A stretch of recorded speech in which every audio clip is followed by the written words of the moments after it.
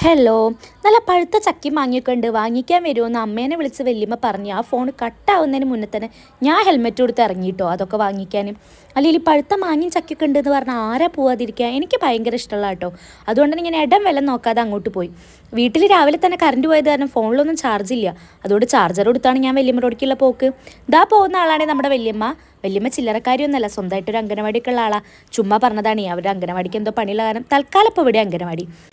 വല്യമ്മോട് കഥ പറഞ്ഞിരുന്നപ്പോൾ വീഡിയോ എടുക്കേണ്ട കാര്യം ഞാൻ മറന്നുപോയി. പിന്നെ അവസാനം വല്യമ്മ തന്ന സ്നേഹത്തിൻ്റെ പൊതിയായിട്ട് ഞാൻ തിരിച്ച് വീട്ടിൽ പോകുമ്പോൾ ഇതാടോ അങ്കത്തടത്തിൽ പുതിയൊരു ബടൻ.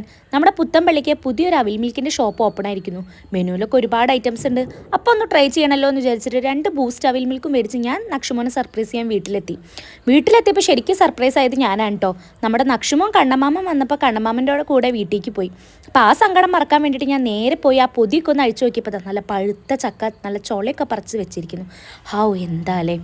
അങ്ങനെ ആ സങ്കടം ഉള്ളിൽ കടിച്ചമർത്താൻ വേണ്ടി ഞാൻ 2 ചക്കച്ചോളം എടുത്ത് അകത്താക്കി. നമ്മുടെ നക്ഷുമോ ഇപ്പോൾ വീട്ടിലുണ്ടായിരുന്നെങ്കിൽ അമ്മ പാപ്പു പാപ്പു എന്ന് പറഞ്ഞ് എൻ്റെ പിന്നാലെ നിന്ന് മാറില്ലായിരുന്നു കേട്ടോ. അത് ശരിക്കും എനിക്ക് അവിടെ മിസ്സായിട്ടോ. അത് കഴിഞ്ഞ് ഞാൻ നേരെ പോയ കവറിൽ വേറെ എന്തൊക്കെ ഉണ്ട് നോക്കിയപ്പോൾ ചക്ക മാത്രമല്ലായിരുന്നു കേട്ടോ, നല്ല പഴുത്ത മാങ്ങയും അതുപോലെ പഴുക്കാനുള്ള പഴമൊക്കെ ഉണ്ടായിരുന്നേ. അപ്പോൾ ഈ പൊതിയാന്ന വല്യമ്മേനെ ഓർത്തോണ്ട് ഇന്നത്തെ വീഡിയോ ഇവിടെ നിർത്തുന്നു. Okay, by.